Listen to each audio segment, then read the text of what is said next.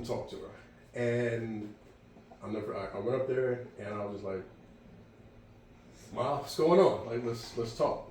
And that happened a couple years ago, and it's crazy because pretty much ever since then, the relationship has gotten like not just way better. It's a really good relationship, and we joke. Me and my sisters, I have 3 younger sisters. We joke about it.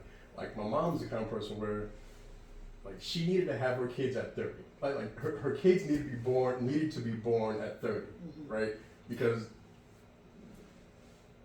the way we can just talk and just engage with her now, that we needed to engage with her as adults. So it kind of like so now, like, it's weird. Like I said, now I have a great relationship with my mom, and the last couple of years my dad has been different. So I guess one of the things that I'm trying to make peace with is, like, my dad's not doing too great, right? He's in the hospitals, ours not doing that great. So I'm just kind of like trying to prepare myself, if you will, right? So like to piggyback off what you guys said, we heard a mix of it. We didn't hear it every day, but my parents weren't showing a lot of, let's say, physical touch. So my parents, as we were coming up, they were like, they're gonna correct that. So we're huggers. So it's like, in my family, like, we're like, what's going on? Da, da, da. So like we're huggers, right? So with us, it's kind of a mix. So it's just I don't know, just personally, I'm just trying to reconcile that. Just kind of knowing what's coming. So we're kind of just hoping that he makes it till Thanksgiving, and so we're just trying to like just talk to him. Like last night we was at the hospital with him, and just trying to like, he's a funny guy.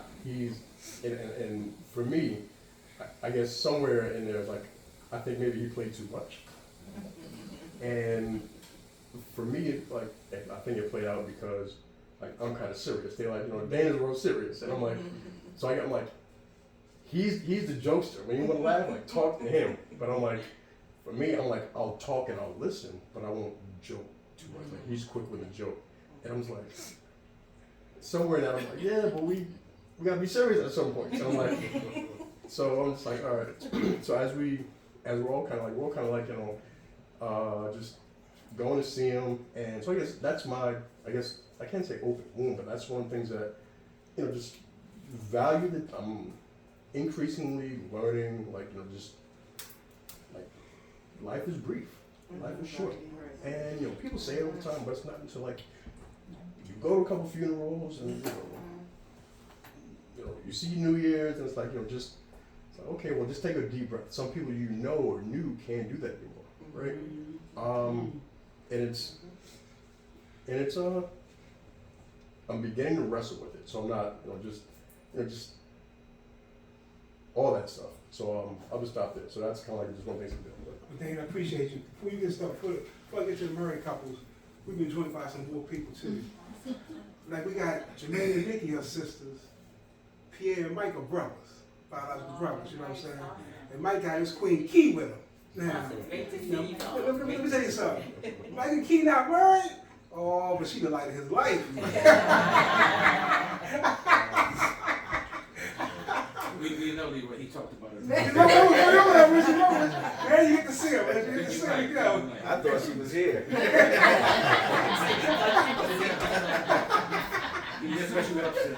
So what we going to do first, I'm going to go to Pierre first, then we get to the couple, then we go into the married couple, okay?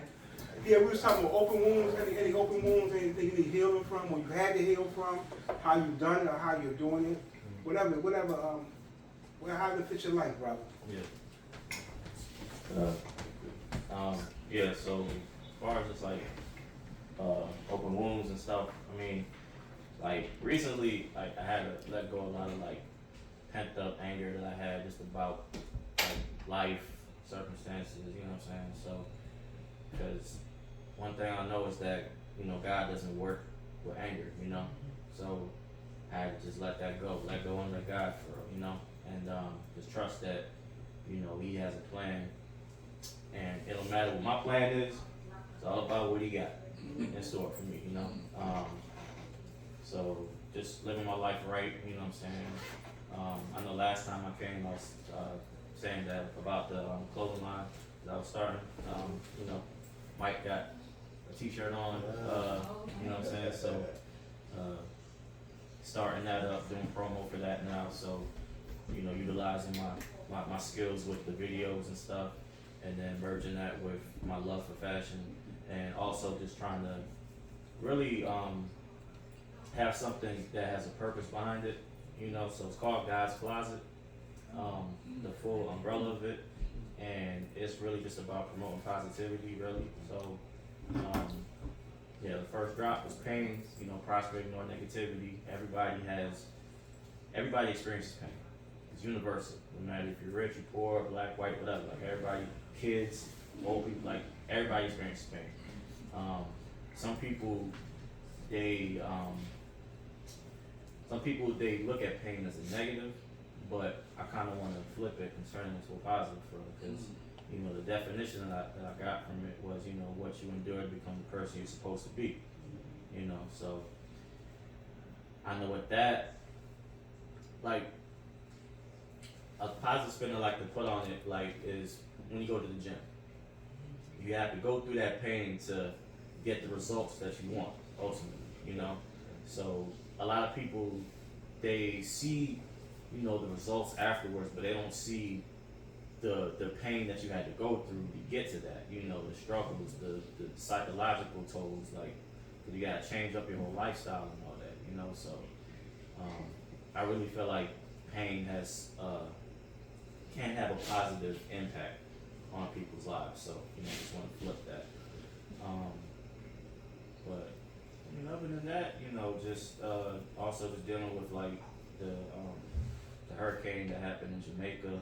You know, because me and Mike got family down there. He also has family down there. And you know, it is bad.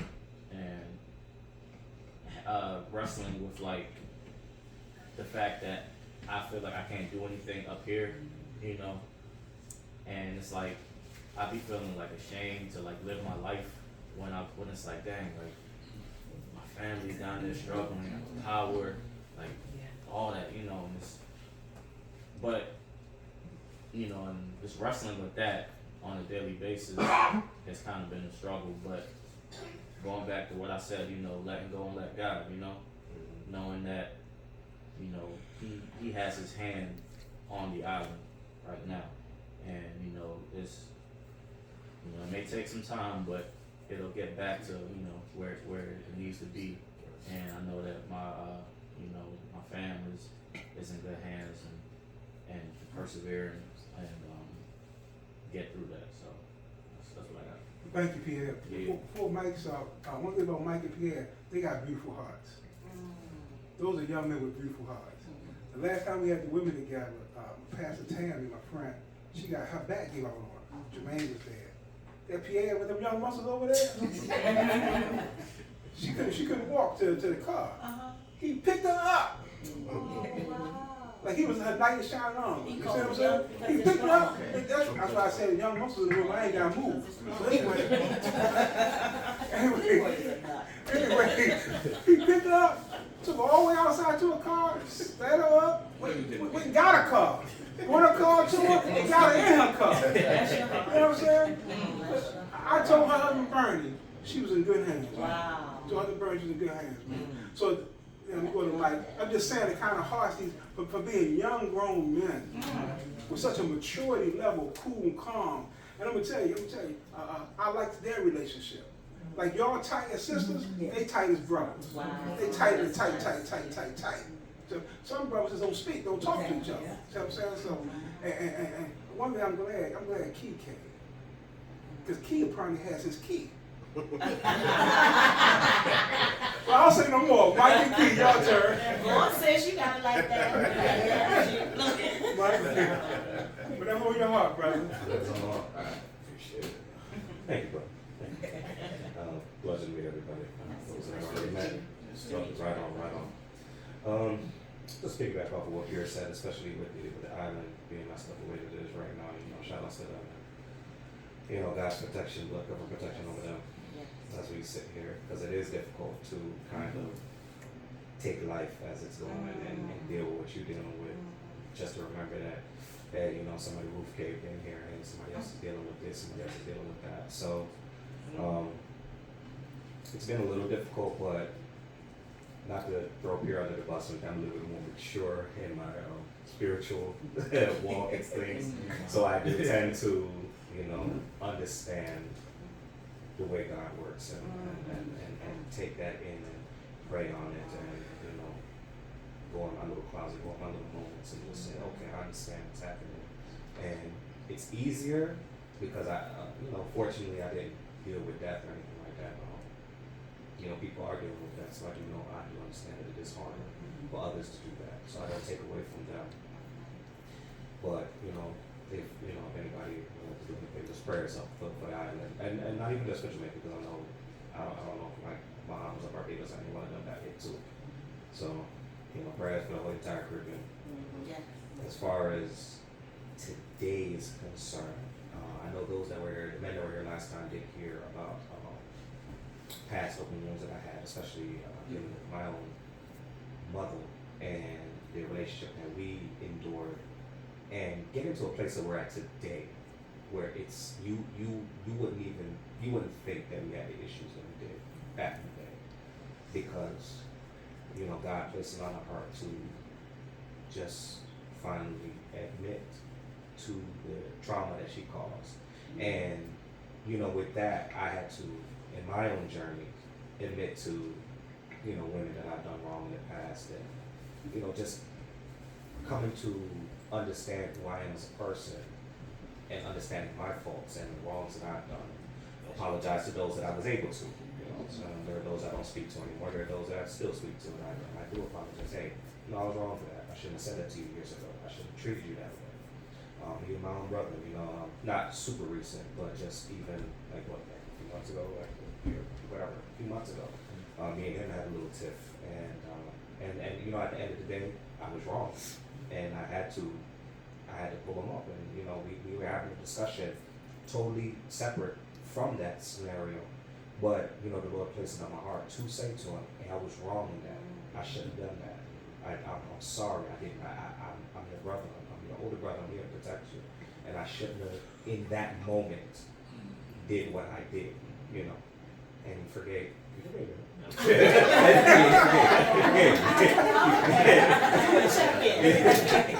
And you know, he forgave me, and you know, we keep it moving. So I thank the Lord, you know, and I keep bringing up God. I keep bringing up, and that's Jesus Christ. But you know, I don't want anybody to get that twisted. You know, and whatever you believe in, that's cool. But today's day and age, you need to let people know who it is you serve. Because people just say God, you don't know what they're talking about.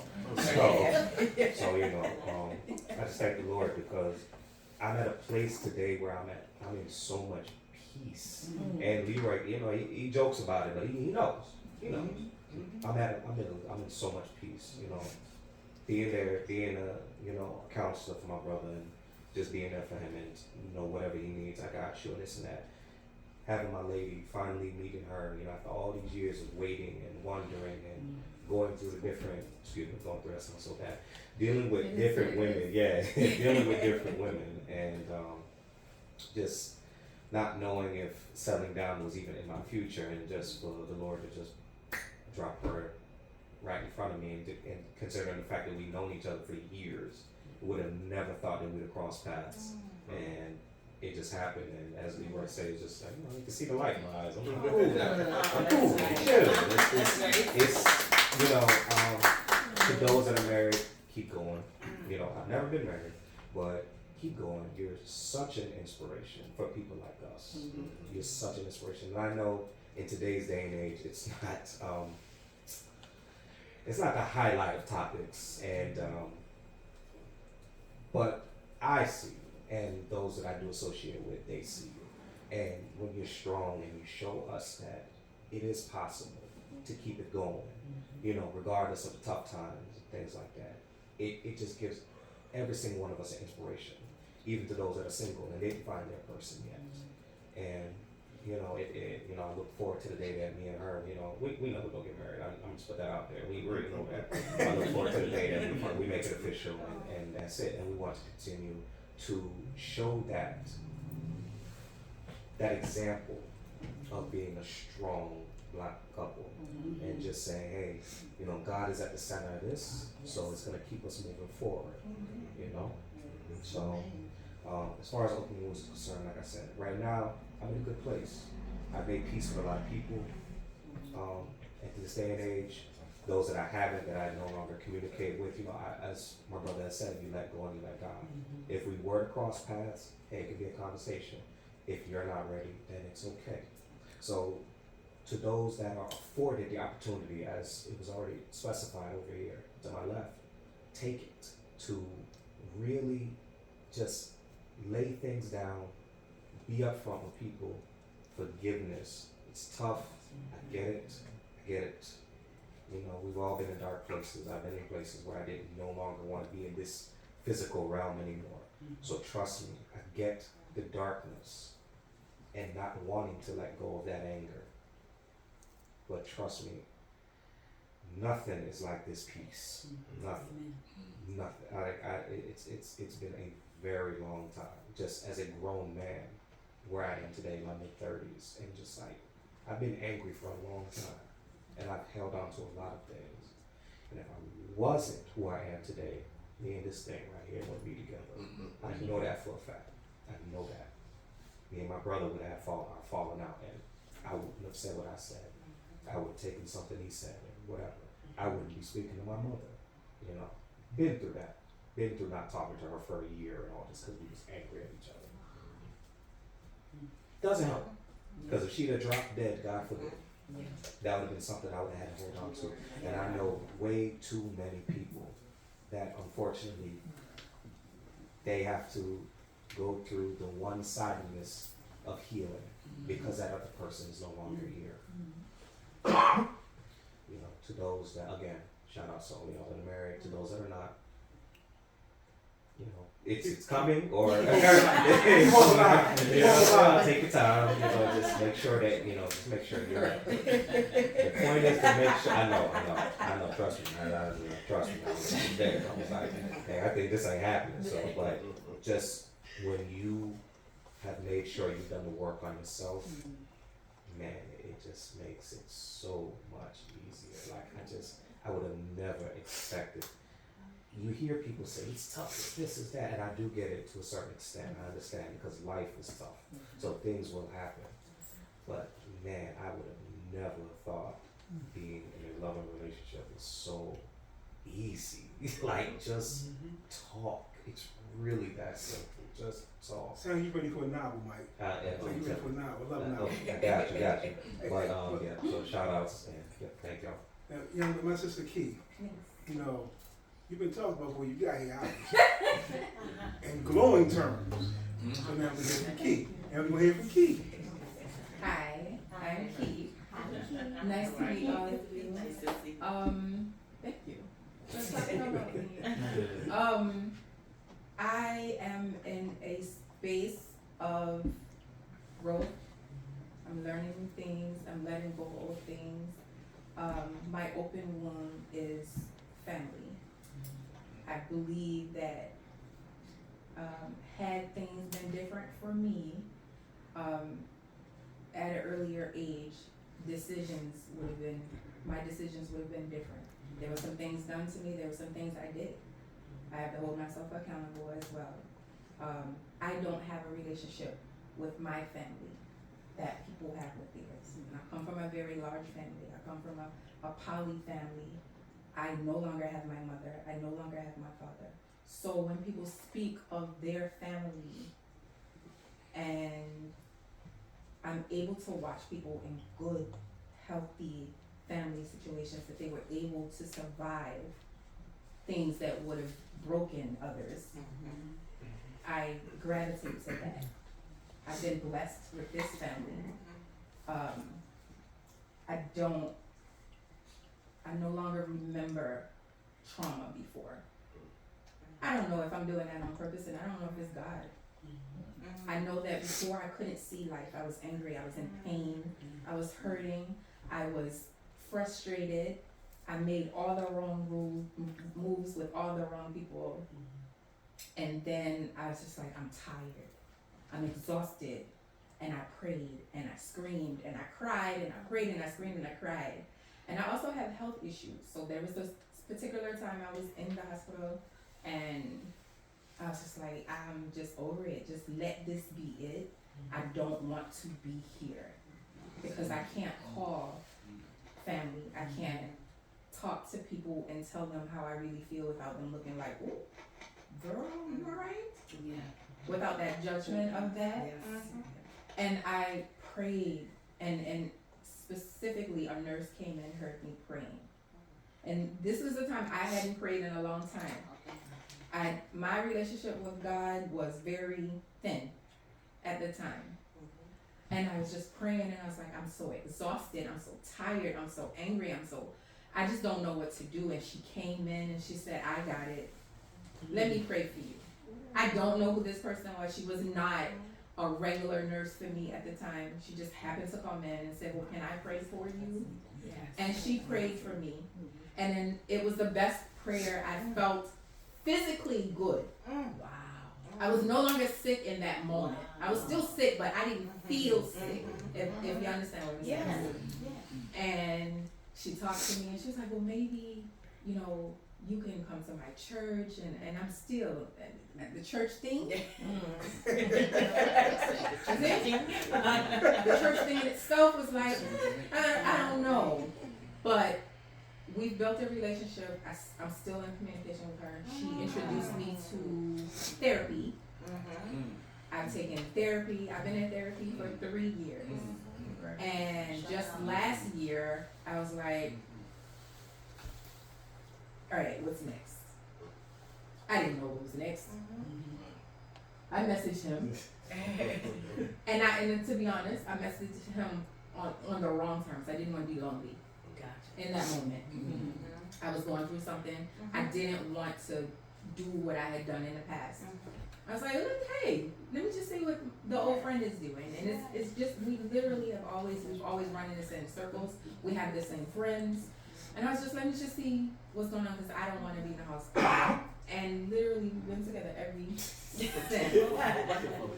And when I say, because I had already started to do the work, I've already been rebuilding my relationship with God.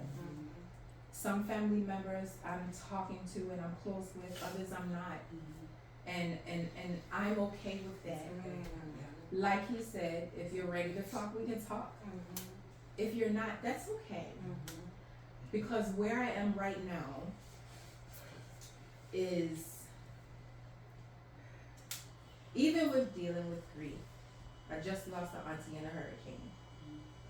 But that was an auntie that I was absolutely close to, right? So then I had to navigate that emotion. But even still through that, I couldn't be more happier. I couldn't, like you said, peace. I cannot put into words the level of my peace right now. The way I move, the way I talk, the way I think, the way I handle situations that I know that in the past I may not have handled as I should. But I feel that me coming back to God and me explaining, I don't think I can do this anymore. And him saying, I told you to wait. I told you to be still. And now I am waiting, I'm being still. And I held him to his word. And he told me, and he is doing what he said he was going to do. Because when I say I'm able to communicate, I'm able to think of other people in manners that I am a social butterfly. That is me. I've always known that. People describe me as that person. However, I will shut down. I will shut you down. When I say no, it's no. Okay. That's it. But I have so many, a new family to care for. When I make a move in light of him and Peter. When I talk to my daughter, I make sure my daughter has a space that I didn't have. I make sure she's able to communicate with me and tell me even the tough things. I make sure that I'm not reactive. All of the things I do, I make sure I don't regress. And I don't think that my wound is considered a wound for me anymore. I just think that I'm healing. And it's okay, no matter how long it's gonna take me to do so, I'm all right with it. But right now, in this space, I'm good, by the grace of God. Amen. You know, before we get to the married couples, let me just say this. As young people, all of y'all 30s. I'm in my 40s, actually. I'm busy. Okay. Look. I'm not gonna call you a cougar. You're still young. But what I'm saying is this. Y'all are truly inspirational. As a single man, as a couple, as single, this is versus individuals. Not just as y'all as a couple, as individuals. Individual woman you are, individual man he is, individual man, y'all are inspirational. You see what I'm saying? And I was praying that as young adults, that we can show adults that they're a little more seasoned than y'all. That y'all are out here. They can touch your flesh. Look you in your eye. You know what I'm saying? Look past your disguise by looking in your eyes. Yeah. You see what I'm saying? And y'all are true. And then as a couple, I'll be the rest of the time with that. Let me move on. Then we going to the, thank you y'all. I'm glad y'all made it. Then we going to the married couple. This is Derek and Keisha. Let me just say this.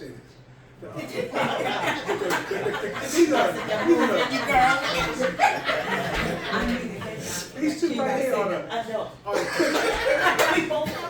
here are the kitchen connoisseurs. You see what I'm saying? They had their own business. They from the White House to the outhouse. They go everywhere. You see what I'm saying? They got the food and they got the healthy smoothies too. You see what I'm saying? And Keisha gets an education, and Derek, all kinds of places Derek get in, right? Derek is straight, always professional, always courteous, grown man right there. And Derek has written a book too. Derek has written, he's an author. You see what I'm saying? So I'm glad y'all made it. May I present Derek and Keisha. Awesome. Is this on? Can y'all hear me? Yes. Yes. It's low. I don't think it's low. I don't think so. Is your button on? Yes, it's on. It's on. Okay, all right. That's right. Fine, just speak it out. First of all, thank you all. There you go.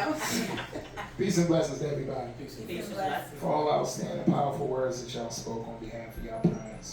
Some who are not here, some mended relationships. Just want to thank you all for everything you shared so far. I'm sitting here taking this in.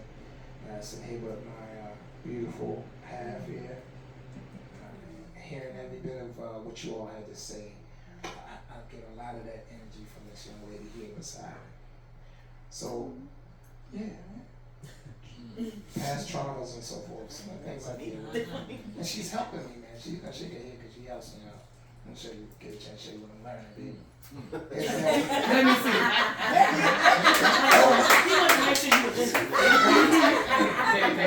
see. So, no, traumas is just dealing with people taking things from you. You know, even though we all deal with trauma, gotta be careful with people. A lot of people will take things from you that they themselves do not have the ability to give back.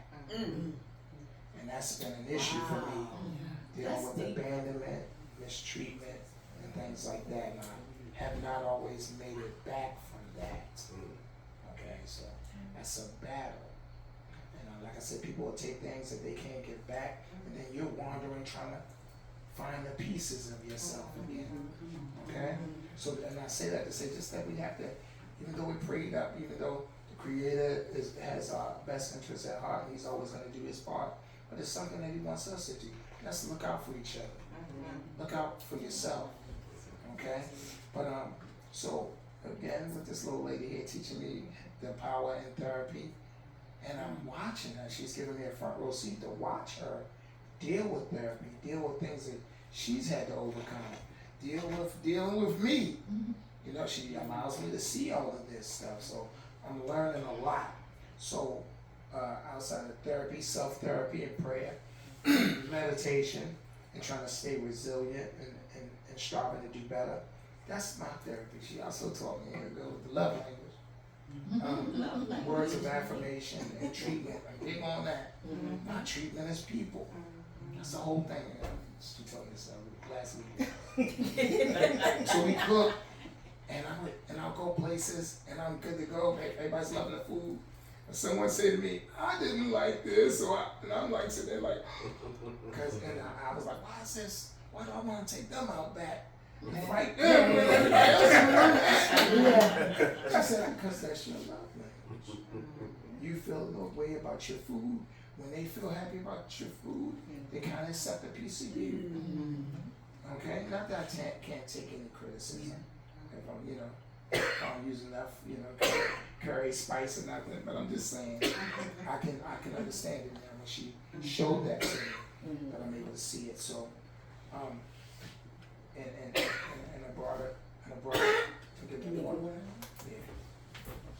So in a broader spectrum, making it short, just homing in on what triggers you, know how to avoid it, or if you're strong enough to overcome it. Because some things you have to defeat in order to face it. Everything. You're not going to be able to get away from everything and everybody. Sometimes it comes in the form of people that say they love us. They say that our parents, our loved ones, our so-called friends. And you're not able to avoid them. Then learn how to conquer that in them. I'm going to make it short. You can't let everybody get away. Because, and I'm not being arrogant or nothing like that. You can't let everybody get away because they need what you had. They offend you because they're actually avoiding you and I. Alright? But you cannot let them get away because they won't make it without a piece of you that's inside you. Now that's big thinking right there. Alright? Not on my behalf. I'm just saying overall. Yes. Love to listen to songs and kill life. I make a beat. That's funny. I'm saying, don't let them get away. Don't let her get away. Because they won't make it without you. So they work diligently, not being able to put it in words to tell you what it is. They can't tell you how much they need you. And just really quick, you made your point earlier about being told that you're loved and that you love someone is so important. I didn't know about that myself. I bear witness to love. They didn't say it all the time, they showed me, but at the same time, growing up as a man and how that was tweaked as a weakness, especially amongst us in the black community. Oh, you love me. Whoa, man.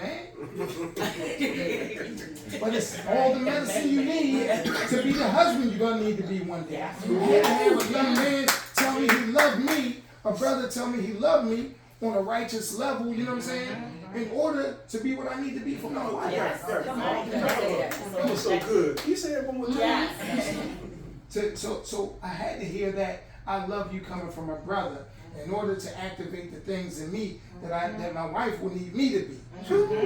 And that's on a healthy level because we know people play games out there. But again, I was just saying that. So the love is very important. And yeah, tell your son, tell your daughter that you love them. Because again, it's locks in their mind. They need to be open. Okay? And that love you opens up a whole universe of healing. Just hearing that they ain't gonna tell you they're gonna go somewhere else and be in the back of a room with some people that you rather not they be, but they're gonna reflect on that. And then So one day, love me. God willing, their children gonna be parents. There we go. And that helps us. It's a cycle. But I'm gonna make it short there. Thank you all very much. Thank you. I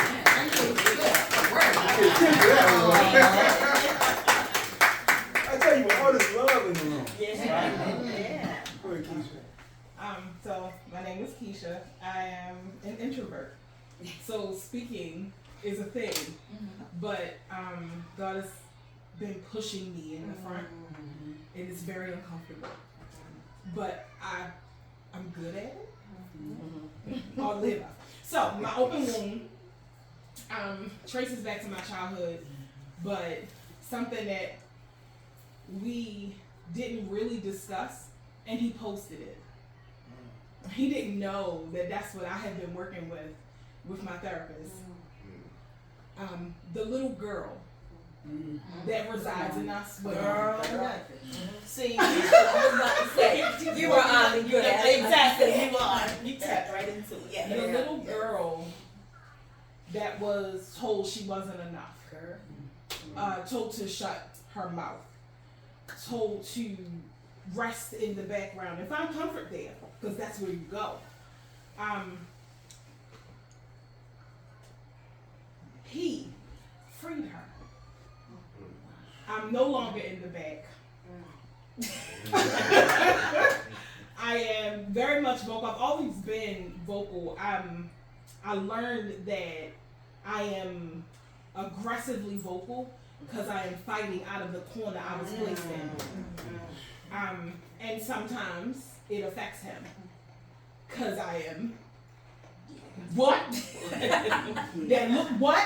It's not just a look, it comes with a bunch of other stuff that I'm working All on. of it. But that little girl, I was able to hug her. You know, mentally it's not, we're not doing nothing weird. Yeah. I was able to hug her and let her know that we're okay. And I was only able to do that because he loves on me and hugs on me and tells me I'm beautiful even when I don't feel like it. And because I'm not reflecting the social norms of what beauty is. I'm absolutely more than just what it looks like. Yeah, exactly. And it's because of him. It's my husband's love and covering. The reflection of his love and covering brings out that little girl so safely. I can almost see me, little, skipping in front of me as we walk. Because she's so free. Girl, you need to be writing some poetry. The little girl. I did when I was little. I wrote poetry all the time. Wow. And so that was one of my assignments that my therapist gave me was to start writing it down. But my truck is a reflection of that little girl. I'm a Hello Kitty fanatic. Also his fault. He calls me Hello Kitty. Oh wow. So now we have a kitty mobile. She's everywhere. My earrings, my necklace, all inside my truck. But it's because his love translated into the key that was needed to unlock the prison that little girl was stuck inside of. And I never really told you that. But he posted something on social media. It was a picture of all of my Hello Kitty things inside my truck. And he said that the love of a husband frees the little girl and the wife. Wow. We never had that conversation. Wow. He had no idea that I have been doing the shadow work Love, for say it that. again. But the love of a husband, the love of an amazing, consistent, not running, never afraid, always there husband unlocks the little girl in the wife. Wow. So thank you. Wow.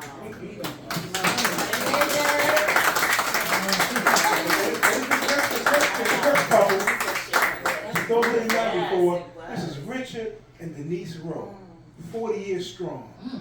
Richard like an uncle to me, over 40 years, like an uncle to me, and Denise like an aunt. And I love and admire them, have a lot of respect, admiration for them. Richard is, he goes around the country trying to help black families heal. Sometimes it's tireless work. Sometimes the humanity in him, sometimes he can't leave it out there when he come home. He takes it home with him.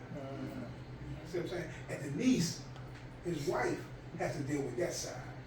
And I tell Richard, I say, Richard, listen, man, you can't fix all these Negroes. Now, won't you read? And I believe you, though. You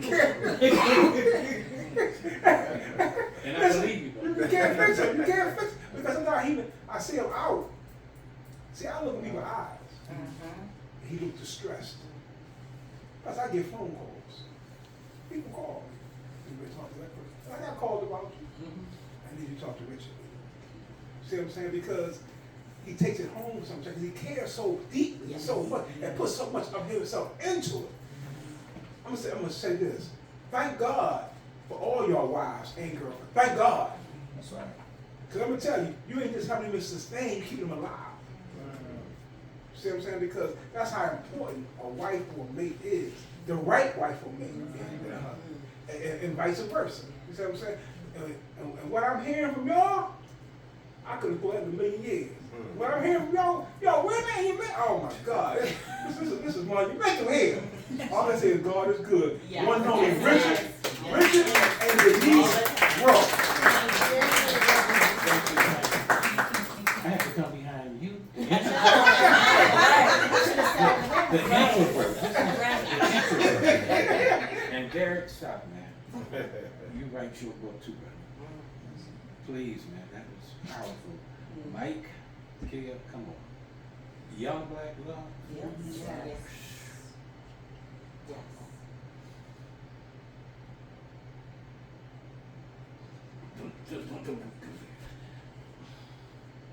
My wife and I just came back from Jamaica. So, brother, we heard you.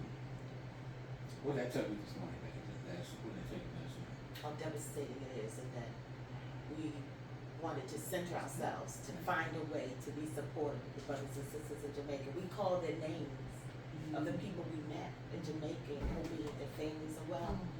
Just such kind, warm, and generous people, and that we should not center on what we don't have, but center on how we help others, brothers and sisters that we know are experiencing something unprecedented. So I'm gonna keep it short because those are my open wounds, you all. How we have been treated in this society for so long as black men and black women. Mike and Kia, how you spell your name, Kia? K-E-Y. K-Y. Kia. I told my wife, we gotta send them a check or something. We were there, we were at a resort. But we passed through the island. So we know what we left behind. I took powerful pictures of sunsets and sunrises. Gorgeous. And I told my wife, I said, can you imagine what our people, I can call them Jamaicans, I call them our people, are going through at night without having what we have in our home. So I've been witnessing that. Leroy says on my humanity, I've been witnessing the way we have been treated and dehumanized as a people. Those are my open reasons. Why I'm so angry, well, I'm still angry. But it's constructive, it's controlled. Because I can really go off. But the Creator, the Most High, has basically allowed me to be with her. She's a social butterfly too. She really is. I mean, she loves people. She's in an ice cream bowl a lot of the times because she loves people. If there was a definition of what God wanted us to be, this is her. This is a God-defined woman who loves her man. We have been taught in this society how to leave each other and how to stay together. You all. So you love, no matter if it's a relationship, male, female, or what have you. Hopefully it's male, female. You know, but if it's whatever it is, brother and brother, Mike and Pierre, come on, you all. That makes me cry. Do not take that for granted. Eric, do not take. I love that you were able to reconcile with your father. That's why I asked the question, and I love what these two sisters said about the love was shown, because I want my sons to know I can show it and I can say it, and I can be it. So the open wounds, you all. I'm sitting next to two people who cook the food that I love. All of this. It's just wonderful. Soup solutions, you know. Leroy and his son and his father. These two couples were here 24 years, 40 years. We went to Jamaica to celebrate 40 years and her birthday. So that's why we won. And Thank you so much. I appreciate that. it was a powerful, powerful experience. But as I say to men all the time, all my presentations, what do I say, honey? Black men are women, you all have not been loved enough. What y'all have expressed, what y'all have done for us, we need to apologize, Mike, every single day to them. Every single day to our women. Sorry, apologize, but we were trained, indoctrinated, programmed, brainwashed to be the kind of man that holds it in, to basically suppress. Don't be a man. Exactly. You know, get through it. Don't show your emotions. Don't share your emotions. Mike has helped in so many ways to really help me deal with my emotions, because otherwise I would be out of here.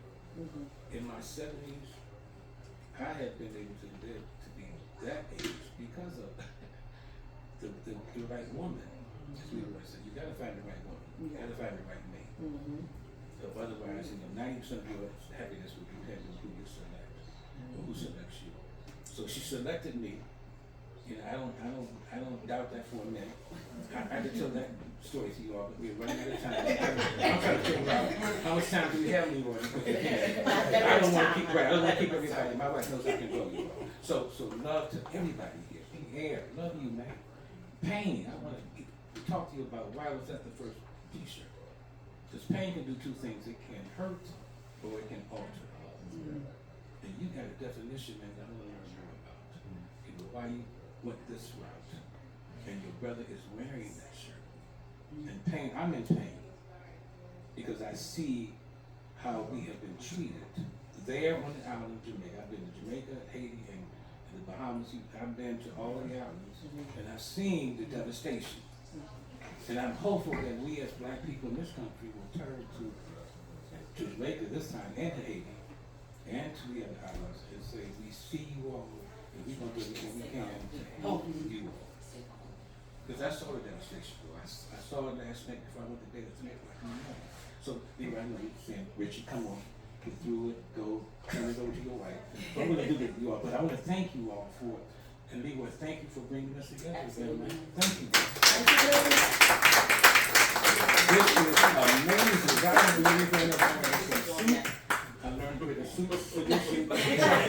You all made it worth it for him. I met a powerful couple, a powerful young man, two beautiful sisters, a brother who drove from New York to be here, Eric. I've known a powerful black man who basically understands what black manhood is really all about. And what father is all about. So I'm gonna stop there, you all, love you all. This couple over here just met them. We gotta keep these two away from each other.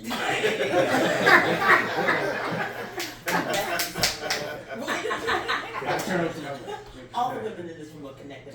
Yes. All right. And thank you, honey, for everything. Everything. And apologize to me for everything that I haven't done, that I didn't do.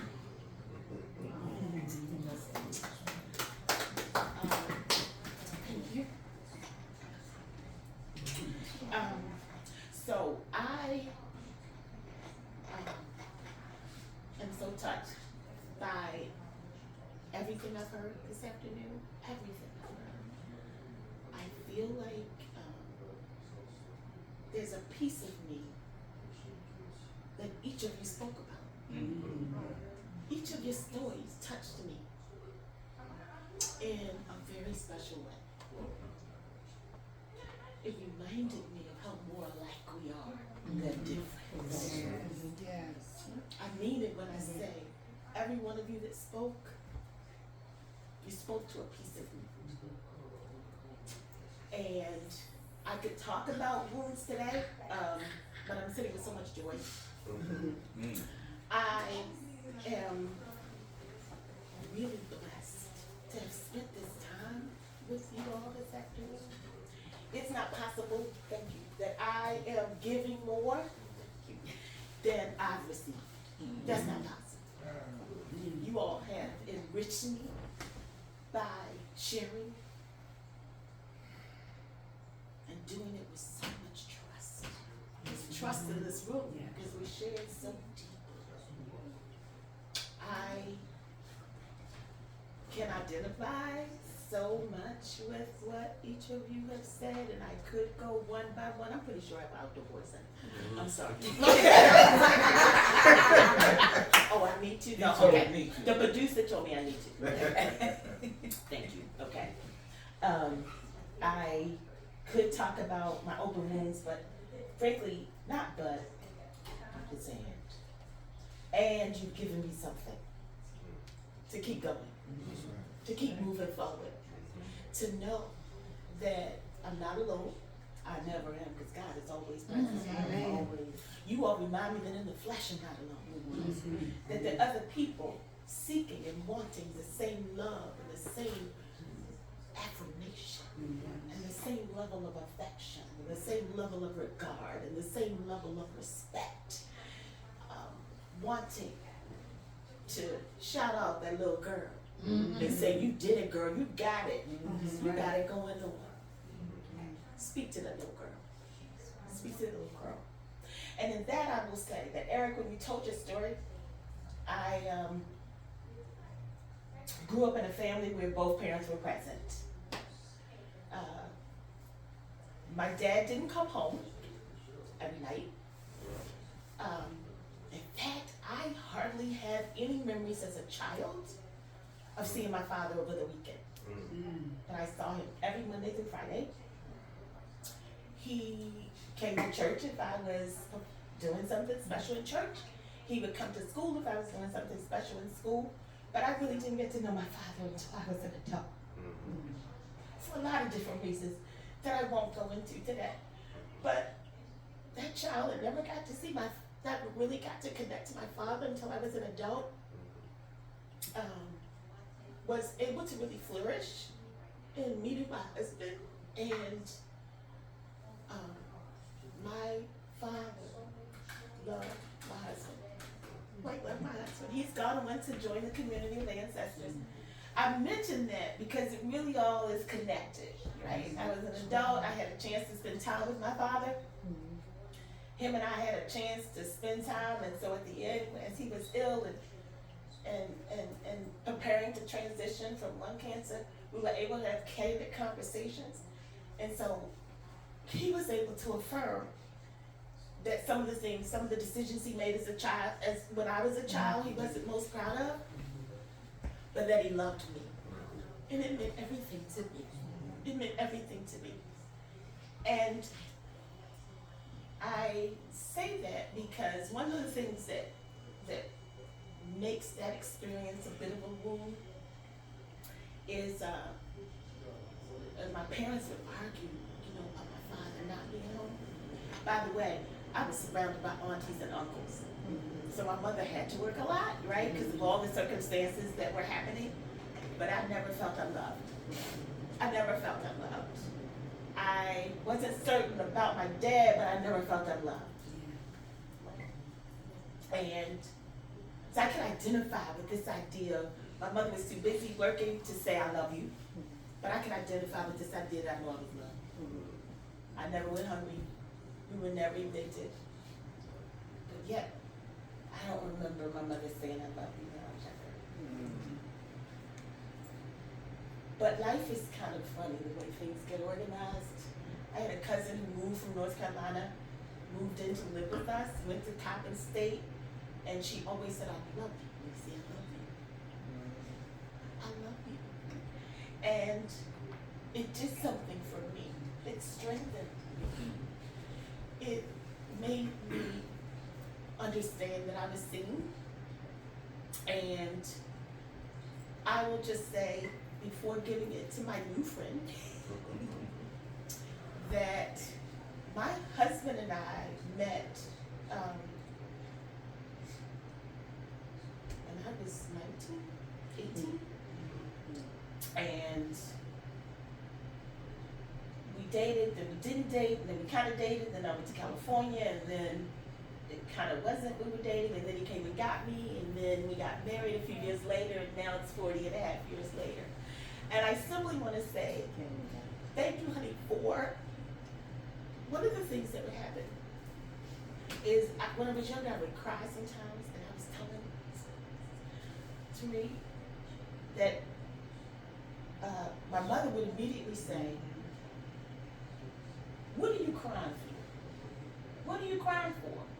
I'm going to give you something to cry for. And it would immediately make me shut down. Immediately make me shut down. one of the things that Richard has helped me with is we've done some learning together. Is, you know, things happen in life, because life be lifing, right? And I would tear up. And he would say, well, who do you cry for? What do you cry? Why do you cry? And it would immediately snatch me back to that little girl who was really being given instructions not to cry. So we had to work with that. We had to learn. Sometimes we struggled. We never gave up. We knew it was important, and as a result, like you all, have come to understand some things better. Have come to understand some things better. And I will end by saying, one of the things that's really important, and I will just leave you all with this, I'm not a marriage expert, but I will say hold on to the love, never let it go. Because when things are all around you challenging you, the love, just hold on to it. My sisters spoke about it in terms of their mothers. Others have spoke about it in terms of each other. I won't offend anyone's faith, but the Bible says that love will conquer all. Hold on to that. Hold on to that. And to each of you, thank you so much for being here today. What you have given me has enriched. What you have said, you didn't give it just to me, you shared it with everybody. We're a community. But what you said has deeply enriched me. So thank you all. Thank you. Last but certainly not least, all the dynamic duo here. Okay. They something. Corey and Taria Faison. Very coming from a very artistic family. I met them at church with Dana, and we went through ministry. None of us go to church anymore. We still connected because the building is the spirit, and our the kind of hearts we have. That's what keeps us connected. Even though none of us go to the church anymore. Corey's busy man, but he always answers the phone. You know what I mean? And one of our close friends passed away last year. A couple of them did. At his homegoing service, I hadn't seen Taria for a little while. I was seeing Corey, seeing Taria. I said, oh, Taria got an extra glow on her. So I told Corey, I said, Corey, why is glowing? What's going on? He said, well, I said, yes, she is. That's from the inside out, not the outside in. And I'm going to let her explain it. But I guess she wants to echo what a lot of women saying. It don't hurt being loved right. That's right. It don't hurt being loved right. It don't hurt being loved right. So at 24 years, they have children that are now young adults, and they take care of business. They always work as a team. That's what I love. They always like a team. You see what I'm saying? And back in the day, we was in ministry.